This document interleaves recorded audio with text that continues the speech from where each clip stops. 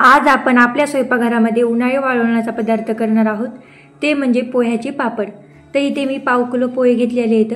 पोहे आपल्याला मोजूनच घ्यायचे आहेत। तर इथे आपण जे कांदा पोहे करतो ना तेच पोहे घेतलेले आहेत। तर आता आपल्याला पोह्याला चाळून घ्यायचे। तर इथे मी पुरण चाळायची चाळणी घेतलेली, यामध्ये पोहे घालायचे आणि आपल्याला चाळून घ्यायचे, कारण यामध्ये किडे बारीक बारीक कचरा असतो म्हणून। तर आपले पोहे चाळून झालेले आहेत बघा, पण आपल्याला याचं पीठ करायचे, पण हे नरम पडलेले आहेत म्हणून आपल्याला पोहे भाजून घ्यायचे आहेत। तर इथे मी गॅसवर कढई ठेवलेली आहे, यामध्ये आपल्याला सर्व पोहे घालायचे आहेत आणि चांगले असे कमी गॅसवरच पोहे भाजून घ्यायचे आहेत। एकसारखं उलटून फिरत आपल्याला हे पोहे एक भाजून घ्यायचे आहेत। तर हे बघा इथे मी पोहे भाजून घेत आहे। तर थोडासा रंग बदलला की आपले पोहे भाजले, किंवा हातावर थोडेसे पोहे घेऊन बघायचे, कुस्करले की आपले पोहे भाजले। मग पुन्हा आपल्याला हे चाळणीमध्येच काढून घ्यायचे पोहे।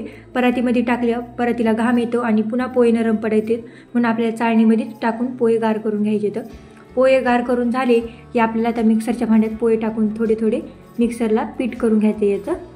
तर इथे मी मिक्सरच्या भांड्यात पोहे घातलेले आहेत, आता आपल्याला मिक्सरला फिरवायचे पोहे। तर इथे मी मिक्सरला पोहे फिरते बघा। तर चांगलं असं पीठ झालं की आपल्याला सोजी चाळायच्या चाळणीने हे पोह्याचे पीठ चाळून घ्यायचं आहे। जास्त बारीक पीठ होते आणि आपले पापड छान होते, म्हणून आपल्याला सोजीच्या चाळणीनेच सगळं पीठ चाळून घ्यायचे। पीठ चाळून झाले, आता थोडंसं आपण पीठ बाजूला ठेवूया आणि त्यात मिक्सरच्या भांड्यात 1 चमचा ओवा आणि 1 चमचा जिरे याची आपण मिक्सरला भरड करून घेणार आहोत। जास्त बारीक पण आपल्याला करायचं नाही, थोडीशी भरड करून घ्यायची आहे। हे बघा इथं मी भरड करून घेतलेली जिरेची आणि ओव्याची। तर आता आपण मसाले बघूया। तर इथे मी प्लेटमध्ये ती भरड काढून घेतली। आता यामध्ये आपल्याला अर्धा चमचा हिंग घालायचे, 1 चमचा मीठ घालायचे, अर्धा चमचा इथं पापड खार घालायचा, जास्त खार घालायचं नाही पापड खार, अर्धा चमचा तिथं वापरायचा पाव किलो पोह्यासाठी। इथे मी 1 चमचा लाल तिखट घेतले, तुम्ही कमी जास्त करू शकता तुमच्या तिखट प्रमाणात। तर आता आपल्याला घरातला कोणताही कप किंवा वाटी घ्यायची आणि कपानं किंवा वाटीनं हे पीठ आपल्याला मोजून घ्यायचं आहे। तर इथे मी 1 कप घेतला आहे, त्या कपात पीठ टाकले, तर 1 कप इथे माझं पोह्याचं पीठ भरलेलं आहे। तर एका डब्यामध्ये आपल्याला हे पीठ काढून घ्यायचे। मोजून याच्यामुळे घ्यायचे की आपल्याला पाण्याचं प्रमाण मोजूनच घ्यायचं आहे। तर हे बाकीचं पीठ आपल्याला पोह्याचे पापड लाटण्यासाठी बाजूला काढून ठेवायचे। तर आता आपण पोह्याच्या पापडाची दुसरी तयारी करूया। तर इथे मी आता काय करायले, गॅसवर कढई ठेवलेली आहे, तर आपल्याला दुप्पट पाणी घ्यायचं आहे जितकं पीठ भरले त्याच्या। तर इथे माझं 1 कप पोह्याचं पीठ भरलेलं आहे, तर इथे मी 2 कप पाणी घातलेले बघा इथं कढईमध्ये। मोजूनच आपल्याला पाणी घालायचे, कारण जास्त पीठ आपलं पातळ होतं कामा नये। आणि झाकून आपल्याला पाण्याला चांगली खळखळून उकळी आणायची आहे। तर उकळी आली की यामध्ये आपण बाजूला प्लेटमध्ये काढलेले मसाले घालायचे आणि हे सगळे मिक्स करून घ्यायचे। आपल्याला एकदा मिक्स करून झालं की याला खळखळ उकळी आली की आपल्याला आता पीठ टाकायचं, 1 हातानं पीठ टाकायचं आणि 1 हातानं हलवीत राहायचं बेलण्यानं।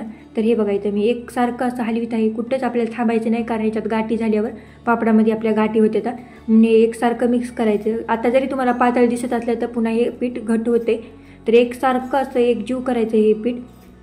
बघा किती मस्त असं आपलं पोह्याचं पापडाचं पीठ झालेलं आहे। तर आता आपल्याला काय करायचं, याला आपला हात ओला करून घ्यायचा आहे पाण्यानं आणि यावर असं थापून घ्यायचं आहे आपल्याला, हे एकसारखं दाबून। आणि आपल्याला हे झाकून आपल्याला चांगले 8 ते 10 मिनटं आपल्याला याची वाफून घ्यायचं हे चांगलं। तर इथे झाकून ठेवलेलं आहे बघा इथे मी।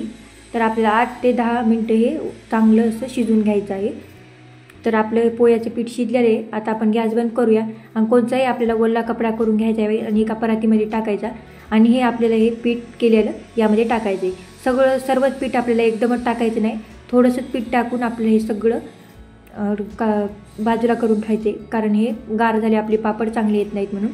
तर आता हे परातीत पीठ काढून घेतलेले कपडा गोळा करायचं आणि हे एकसारखं चुरीत राहायचं, म्हणजे हाताला पण पोळत नाही आणि उंडा चांगला आपला मळण्यात येतो। तर बघा एकसारखं असं मळून झालेलं आहे। तर आता आपल्याला हे कपड्यातून पीठ बाजूला काढून घ्यायचं आहे परातीमध्ये। जितकं पीठ चुरता आहे तितकं पीठ काढायचं आणि परातीमध्ये काढून घ्यायचं। परातीमध्ये काढल्या पण आपल्या हातानं चांगला असा उंडा हे मळून घ्यायचा आहे एकसारखा, म्हणजे आपले पापड खूप मस्त असे होते। तर हे बघा किती मस्त असं मी हे हातानं उंडा याचा पोह्याचा चुरून घेत आहे।